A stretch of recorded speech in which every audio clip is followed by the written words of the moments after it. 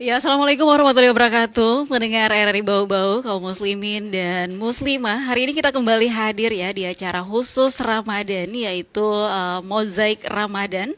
Yang tentunya ini setiap hari hadir ya, tepatnya pukul 4 sore selama bulan Ramadan 1445 Hijriah.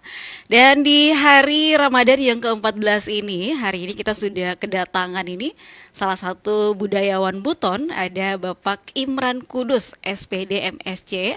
Assalamualaikum Pak Waalaikumsalam. Imran. Iya, gimana kabarnya nih di sore Alhamdulillah ini? baik, masih tetap dalam ibadah puasa. Iya, semoga selalu sehat ya dengan Amin. banyaknya rutinitas selama bulan Ramadan ini. Amin, amin. Oke, baik, ini dan pendengar, saya juga buka line telepon ya yang ingin ikut berpartisipasi.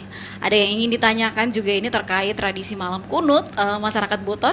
Anda bisa ikut bergabung melalui line telepon kami juga di 0402 28239994 atau juga bisa melalui jalur WhatsApp kami di 082259222994. Oke, baik, kalau kita berbicara ya terkait tradisi malam kunut masyarakat Buton, ini mungkin kita sudah tahu ini khususnya buat masyarakat yang tinggal di kota Bau-Bau ini, bahwa setiap pertengahan bulan Ramadan ini selalu dilaksanakan tradisi kunua.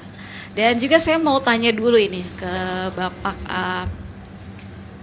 ini mungkin bisa diceritakan ini makna atau apa yang dimaksud dari tradisi kuno ini oleh masyarakat Buton ini, seperti apa, mungkin bisa dijelaskan ini Pak? Ya. Pertama, kunua itu berasal dari kata kunut. Karena di malam ke-16, sebentar ini kan malam ke-15. Oh, Jadi iya. besok malam ke-16 di Masjid Agung Keraton Kesultanan Buton atau Masjid Giogena akan melaksanakan salat tarwih tepat pukul 24.00 yang didahului dengan salat isya, kemudian salat tarwih 20 rakaat dan salat witir 3 rakaat. Pada rakaat terakhir salat witir itu akan dibaca kunut Ramadan.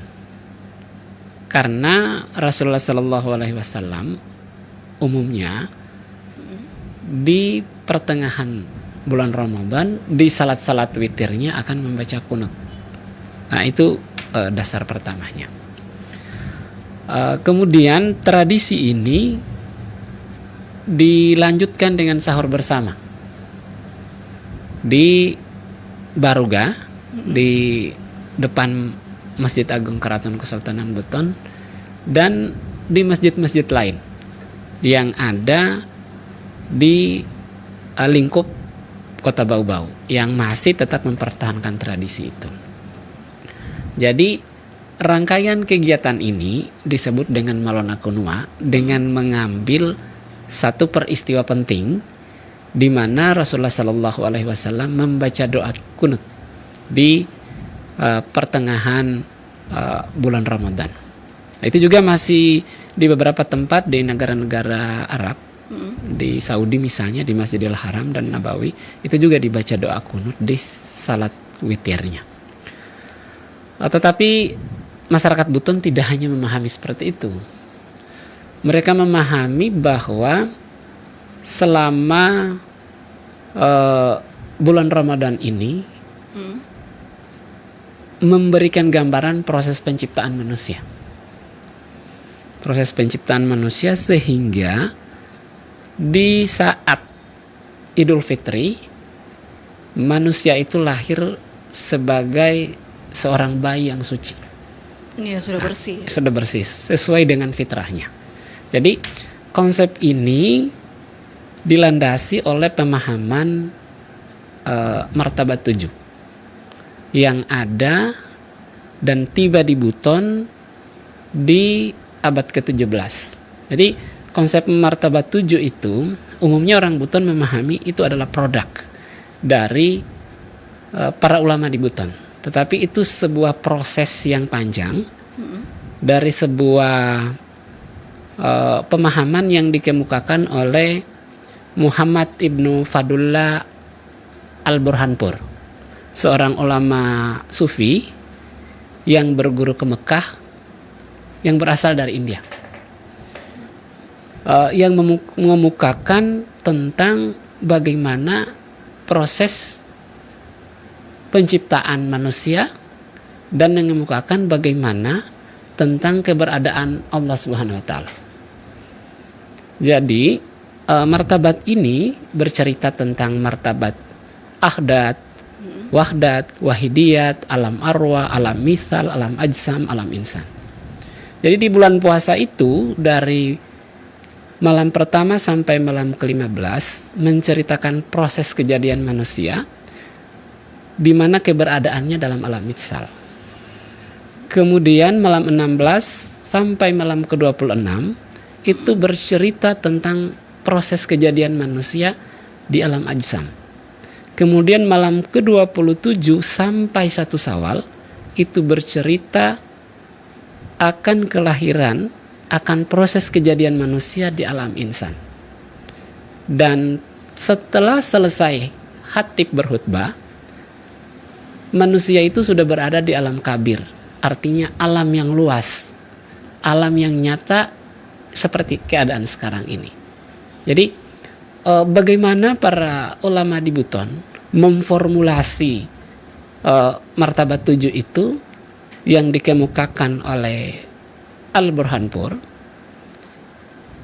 kemudian disepadankan dengan proses kejadian manusia, kemudian disepadankan kembali dengan bagaimana manusia itu dianggap menempuh sebuah proses dan lahir baru ketika Idul Fitri.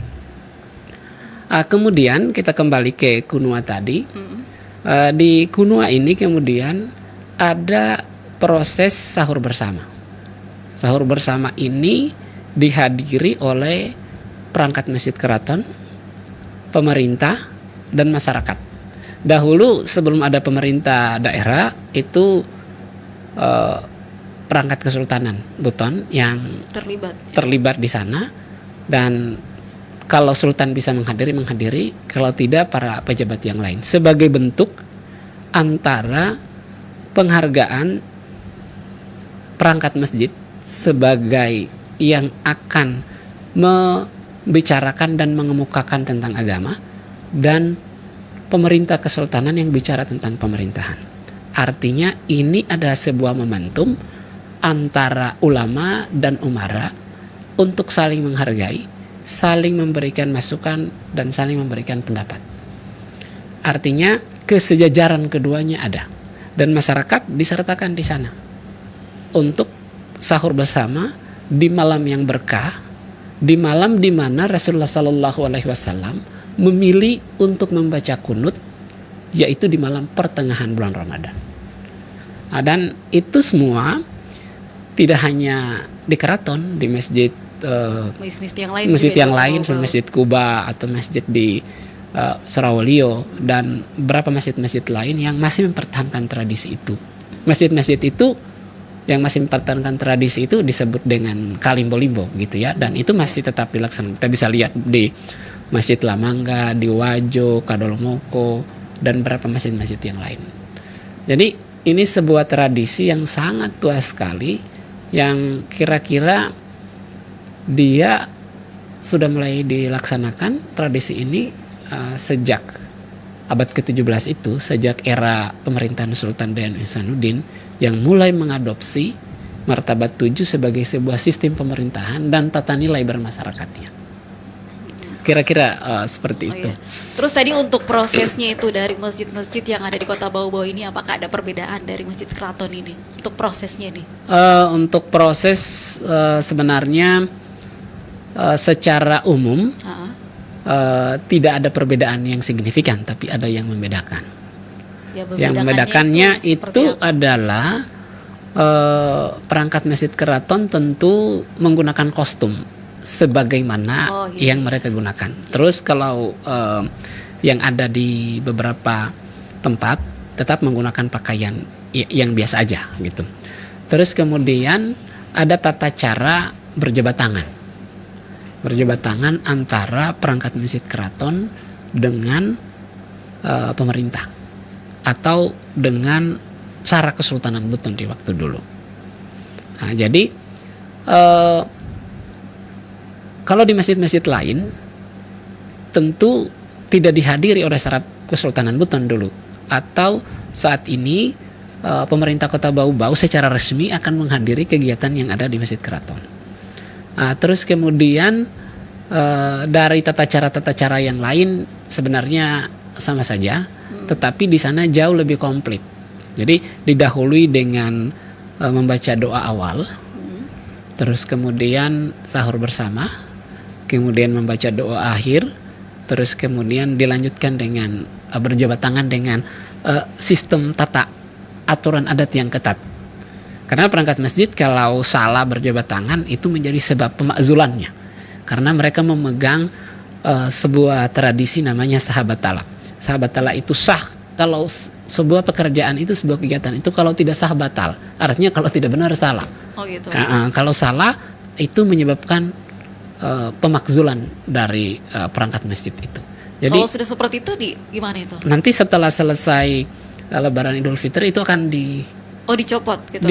di apalagi namanya dibicarakan. Oh, iya. Dibicarakan si A, si B, si C dimusyawarahkan seperti apa kesalahannya dan patut untuk dimakzulkan, untuk diberhentikan. Karena di sana kecil besar kesalahan itu dianggap sama. Karena mereka dianggap tidak boleh melakukan cacat sedikit pun. Karena ini adalah marwah kesultanan. Yang kira-kira seperti itu.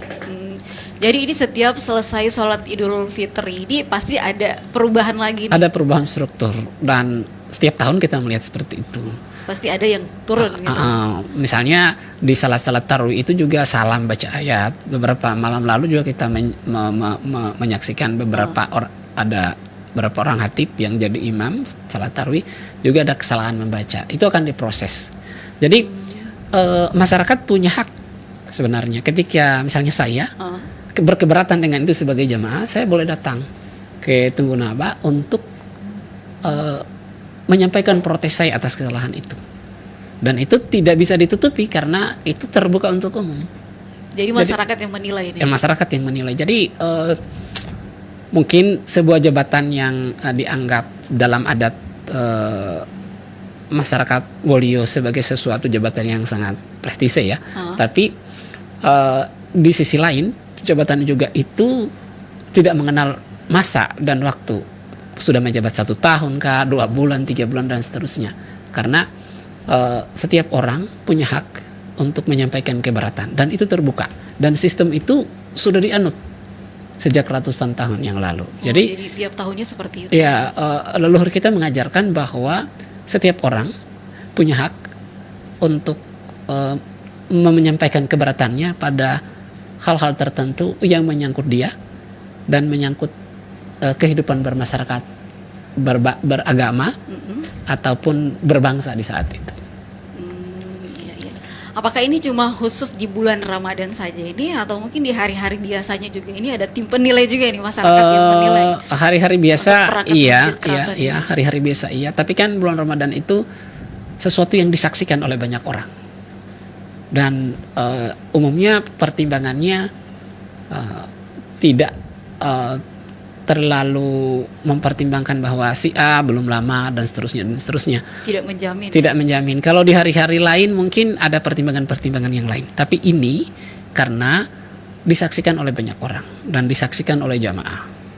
Nanti dan saya rasa pasti akan ada yang kejadian beberapa tahun lalu dan pasti akan terjadi juga tahun ini.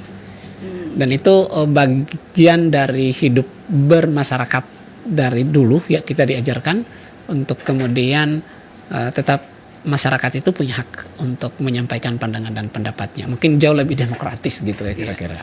Ya, terus ini kan bukan cuma di bulan Ramadan ini untuk sholat tarawih di Masjid Agung Keraton ini, tapi kan untuk sholat Jumat juga kan dilaksanakan di sana. Iya. Terus ini masyarakatnya di sana juga bisa menilai nih apakah ada kesalahan untuk membaca khutbah atau apa gitu. Boleh. Itu juga boleh dibuka pintu seluas-luasnya masyarakat, para jamaah untuk menyampaikan keberatannya. Nah, jadi dianggap harus melakukan sesuatu itu dengan sempurna. Karena kalau tidak sah batal begitu. Kalau tidak benar salah. Jadi itu harus sesuai dengan aturan Ya, di harus sesuai keraton dengan ini. aturan. Oke, baik. Kalau ini terkait sejarah ini, sejarah awal mula adanya juga tradisi Kunua ini. Ini apakah sejak masuknya juga Islam ini di Kesultanan Buton ini? Awal mulanya ini. Menurut apa yang kita terima secara bersanad ya, kalau dalam agama itu bersanad artinya tersambung.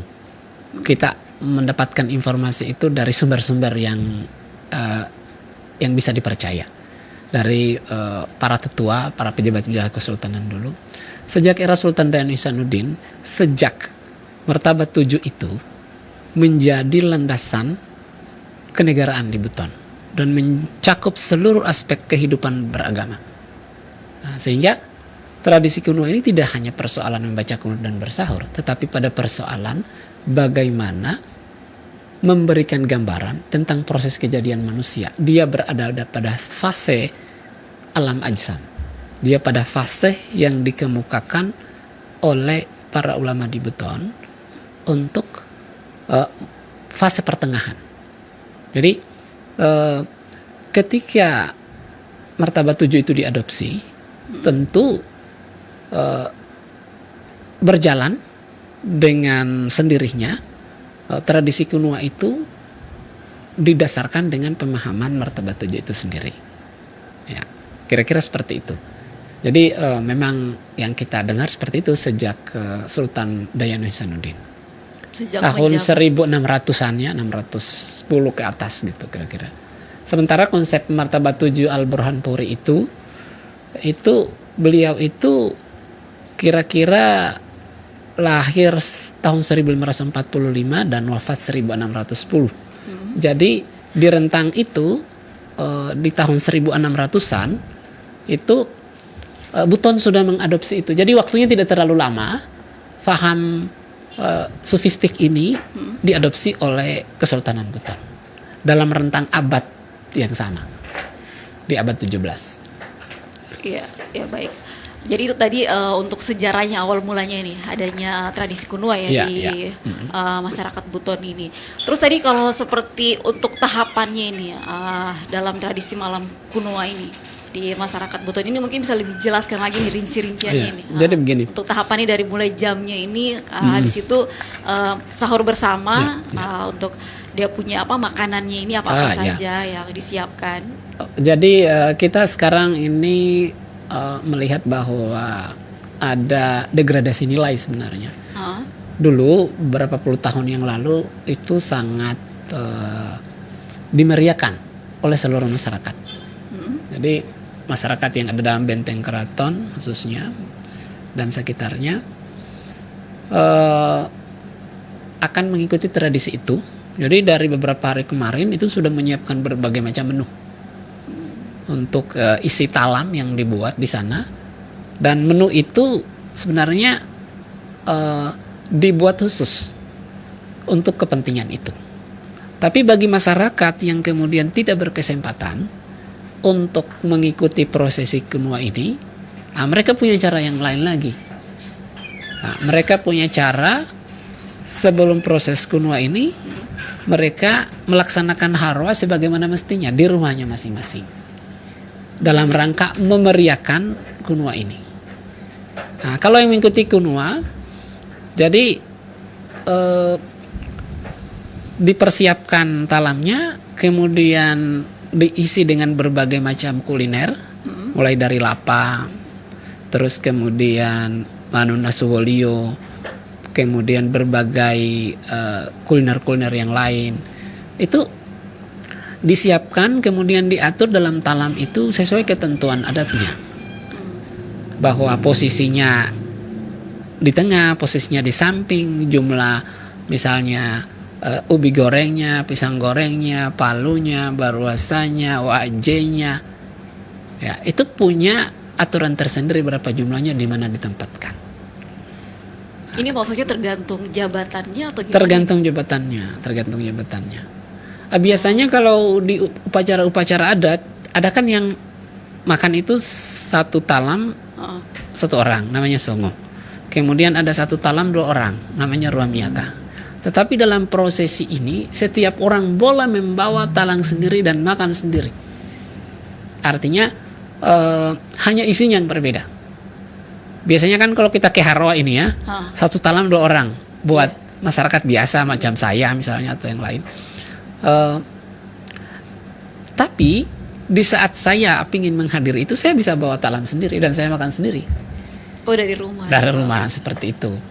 Dan proses itu disambut meriah sebenarnya. Karena saat kita pulang itu kan waktu sahur belum selesai. Jadi orang di rumah, terus masyarakat tetangga atau keluarga dekat rumah bisa kita panggil undang. Karena kan masaknya banyak kan, kita sahur sama-sama. Atau mereka kita ajak ke sana ikutan. Atau yang tidak ikutan, sisanya kita bawa. Itu kan pasti tidak habis kan, banyak sekali. Nah, sehingga masyarakat di dekat kita, tetangga atau keluarga dekat kita bisa kita ajak, mari kita sahur. Dan itu bagian dari tradisi masyarakat Buton. Kalau orang sekarang mengenal buka bareng ya. Dulu orang Buton mengenal sahur bareng. Sahur bareng. Di momentum Kunua 16 Ramadan. Terus tadi kalau untuk makanannya tadi, untuk talangnya diisi tadi itu, kalau untuk perangkat Masjid Keratonnya ini disiapkan dari pihak keluarga atau masyarakat di situ? Pihak keluarga. Oh, dari pihak keluarga karena masing-masing punya tanggung jawab untuk menyiapkan itu. Karena masyarakat yang lain juga menyiapkan juga talangnya. Untuk diri sendiri. Untuk diri sendiri begitu. Jadi nanti makannya rame-rame di sana. Makannya rame-rame di sana.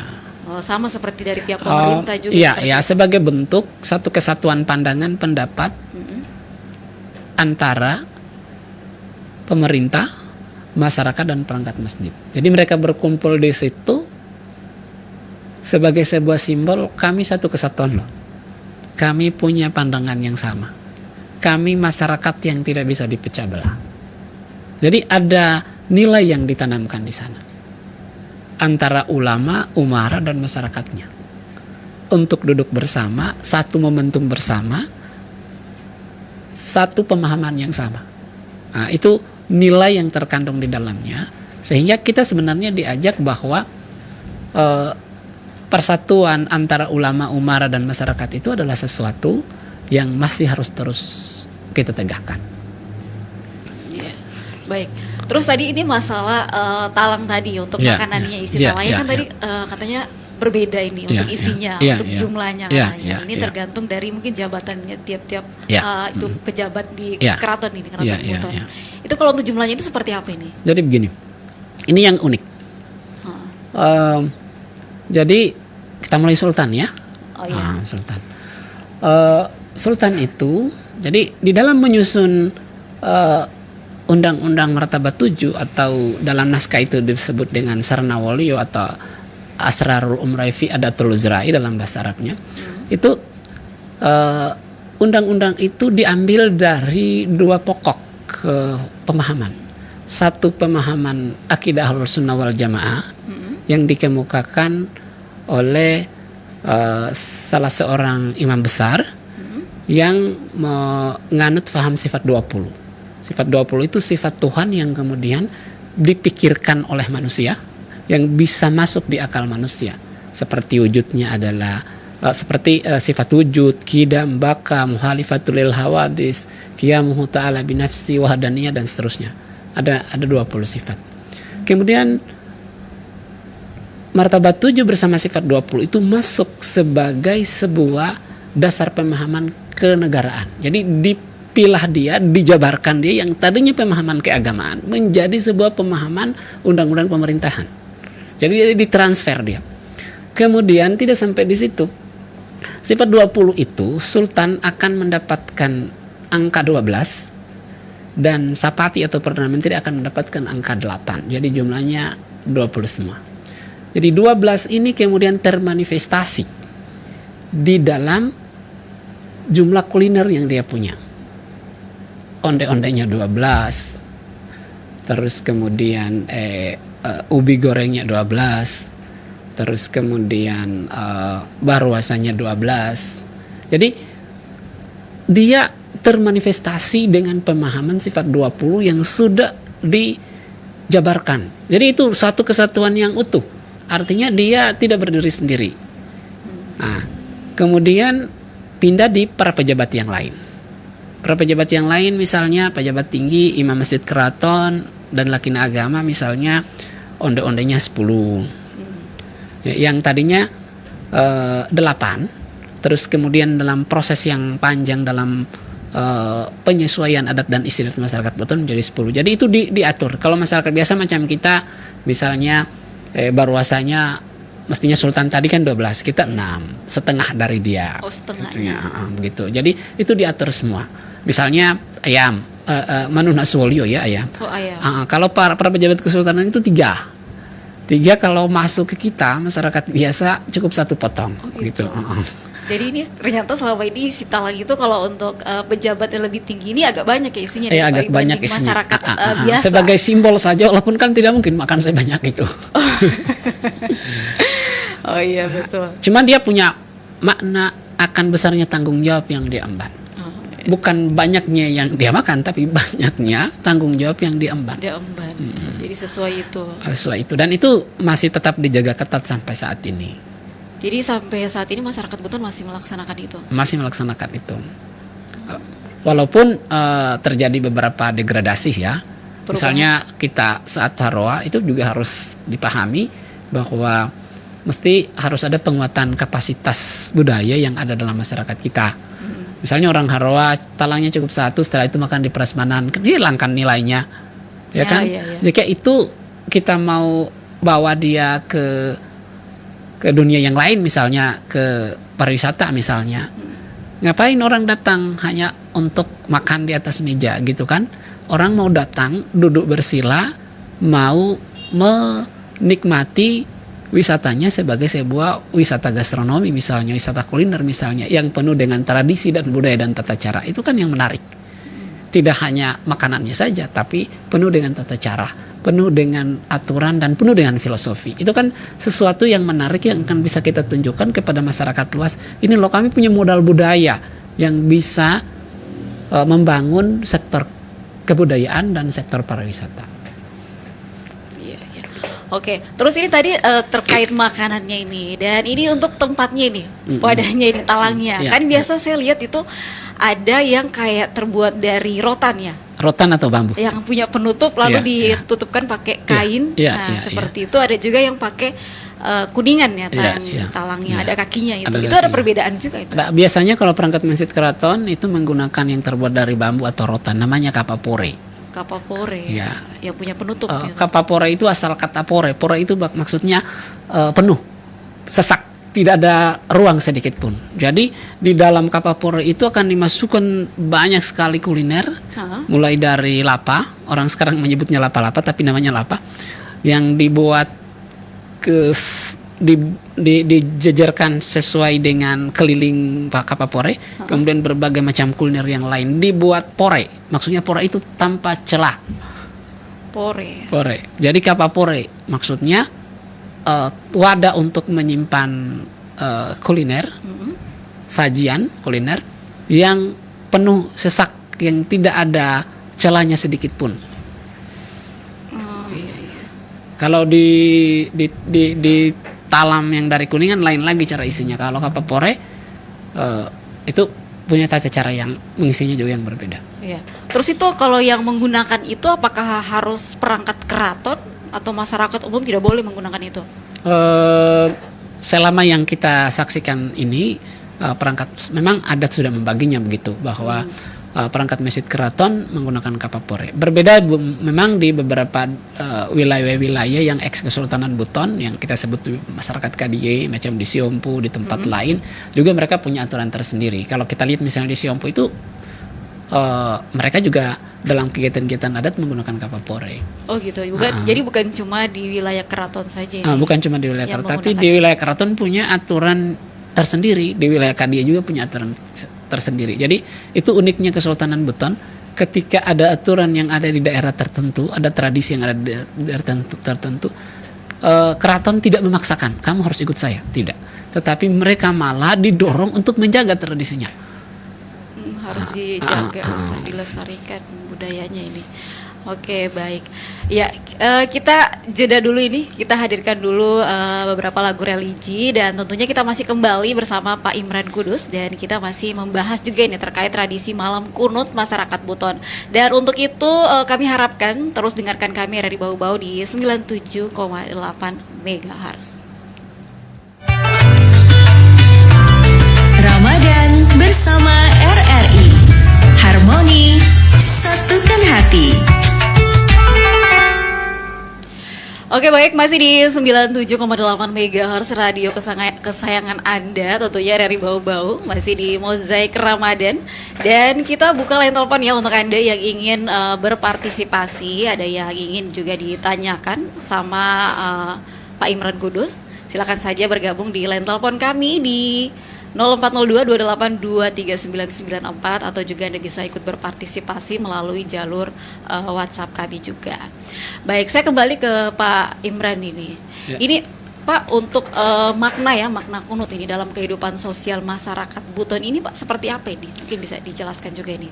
Tadi kan kita sudah bicara bagaimana makna filosofisnya ya dari proses kejadian manusia yang digambarkan pada 3 alam martabat 7, alam mitsal, alam ajsam, alam insan, dan kemudian alam kabir. Secara sosial, culture, kita melihat bahwa berkumpulnya masyarakat Buton, masyarakat yang ada di Kota Bau-Bau saat ini misalnya, dengan pemerintah bersama perangkat Masjid Keraton, itu menunjukkan adanya satu pemahaman akan pentingnya sebuah persatuan antara ulama, umara, dan masyarakat. Ketiga komponen ini harus dirajut secara terus-menerus persatuan di antara ketiganya. Bagaimana masyarakat yang tidak percaya kepada pemerintahnya, itu kan akan menimbulkan konflik-konflik sosial. Tapi pertemuan di malam kunua ini memberikan simbol kepada kita bahwa harus dijaga persatuan di antara kita supaya kehidupan kita bermasyarakat, kehidupan sosial culture kita, sosial budaya kita tetap jalan dengan utuh antara pemerintah, perangkat Masjid Keraton sebagai representasi Sarak Kesultanan Buton yang masih tetap eksis, kemudian pemerintah daerah dan masyarakat. Jadi nilai sosialnya yang ada di sana. Kemudian nilai sosial yang ketiga berikutnya yang bisa kita lihat bahwa saling membagi, ya, mengajak orang, saling memberikan sesuatu itu sangat penting, baik di bulan Ramadan atau tidak. Karena apa? Di saat kunua ini, masyarakat yang sudah melaksanakan prosesi kunua atau sahur bersama di Barugam itu akan membawa pulang sebagian makanan yang tidak habis di saat proses sahur itu, dan yang ada di rumah akan mengajak tetangga dan keluarga-keluarga dekat untuk ikut juga sahur bareng di rumah. Nah, jadi nilai berbagi secara sosial itu diberikan gambaran dalam proses kunua ini. Jadi ada nilai filosofisnya, nilai historisnya, kemudian nilai sosial budayanya juga ada di sana. Sehingga ketika kita selami lebih jauh, ini menjadi sesuatu yang bisa membawa berkah bagi kita jika kita paham berbagai nilai yang ada di dalamnya. Dan ini harus disampaikan dan disebarluaskan bahwa leluhur kita sudah mengajarkan kita perlu menjaga persatuan kita semua. Ya, bagaimana ulama tidak percaya kepada umara, kan, tidak percaya kepada pemerintah. Nah, itu akan menimbulkan konflik-konflik. Tetapi dengan duduk bersama memberikan simbol kepada seluruh masyarakat bahwa kita harus menjaga persatuan itu. Kita duduk sekarang, kita makan bersama sekarang, yang memberikan pemahaman dan pandangan bahwa kita semua dalam membangun daerah ini, dalam membangun dulu Kesultanan Buton itu harus seia sekata, satu pemahaman yang sama. Ya, kira-kira nilai itu yang harus kembali disampaikan kepada seluruh masyarakat Buton khususnya dan seluruh masyarakat Nusantara, bahkan masyarakat dunia, bahwa memang persatuan itu perlu dijaga antara pemegang kuasa dan masyarakatnya. Jadi ini tujuan dari malam kunut ini untuk sahur di Masjid Keraton ini sebenarnya tujuannya banyak sekali. Iya. Salah satunya untuk berbagi juga, sama untuk kita selalu bisa bersatu. Iya. Oke, baik. Ya, kita juga ketahui ini bahwa masyarakat Buton ini kan masih kental juga nih dengan adat dan juga budayanya ini yang masih terus dijaga ya hingga saat ini. Salah satunya ini tradisi kuno ini yang juga selalu dilaksanakan selama pertengahan bulan Ramadan, dan juga ini bisa dibilang salah satu harwa umat Muslim ini di Buton. Iya. Bagaimana ini supaya masyarakat Buton ini terus bisa mempertahankan atau melestarikan tradisi ini? Jadi begini, tradisi itu kan selain dilestarikan, ada Undang-Undang Nomor 17 Tahun 2005 tentang pemajuan kebudayaan. Jadi kebudayaan itu tidak hanya dalam cakupan pelindungan. Jadi pelestarian itu ada pelindungan, kemudian ada pemanfaatannya. Jadi ketika masyarakat itu didorong secara terus-menerus, ya kan, untuk tetap melaksanakan tradisi ini juga bisa dimanfaatkan dengan cara, misalnya sebelum proses pelaksanaan kunua ini dibutuhkan sebuah pembacaan sinopsisnya, bahwa seperti ini, supaya orang tetap mengetahui bahwa kunua itu punya tujuan tertentu, punya nilai-nilai budaya yang ada di dalamnya. Juga bahkan ke depan sebenarnya kunua itu bisa menjadi bagian dari wisata religi, bisa jadi religi tourism. Ya. Kalau dia sudah masuk ke ranah itu, insya Allah bukan cuman orang Buton yang bisa menyaksikan itu, tetapi orang di luar Buton yang ingin merasakan suasana Ramadan di Bau-Bau misalnya, atau di wilayah eks Kesultanan Buton. Dan saya yakin di beberapa wilayah eks Kesultanan Buton juga masih mempertahankan itu. Ya, baik. Oke. Ini karena waktu juga ini yang membatasi kita ini. Terakhir ini mungkin ada juga harapan atau pesan kepada masyarakat ini, khususnya masyarakat Buton, untuk bisa selalu melestarikan tradisi kebudayaan Buton ini. Khususnya di bulan Ramadan ini juga. Ya, saya rasa begini, lestarinya sebuah kebudayaan itu tergantung dari masyarakat pelakunya. Ya, kalau masyarakat pelakunya berhenti, maka kebudayaan itu akan berhenti. Dan untuk merecovery sebuah kebudayaan yang tidak berwujud, ini kan tidak berwujud, tidak berupa benda, tidak berupa benteng, tidak berupa masjid, tidak berupa meriam. Untuk merecovery itu butuh perjuangan yang panjang. Jadi mari kita tetap terus, kita setia menjalankan tradisi ini sebagai bentuk penghormatan kita kepada leluhur kita yang sudah menanamkan tradisi ini. Terus kemudian tradisi ini kalau terus dijaga, ini merupakan, selain ada pelindungannya, juga bisa ada pemanfaatannya dan bisa ada pengembangannya. Ketika ada pemanfaatan dan pengembangannya, dia akan masuk ke ranah yang lain, ke sektor-sektor yang lain. Ketika masuk ke sektor lain, maka mau tidak mau, karena dia akan dikenal oleh masyarakat secara luas, kita terus mempertahankan itu. Jadi mari menjaganya, mari mempertahankannya sebagai sebuah warisan. Lebih dari itu, dia memberikan manfaat dan bisa dikembangkan, itu adalah bagian dari identitas kita. Masyarakat yang kehilangan identitas dan masyarakat yang kehilangan sejarahnya akan membuat masyarakat itu akan hilang dari catatan peradaban dunia. Oke, baik.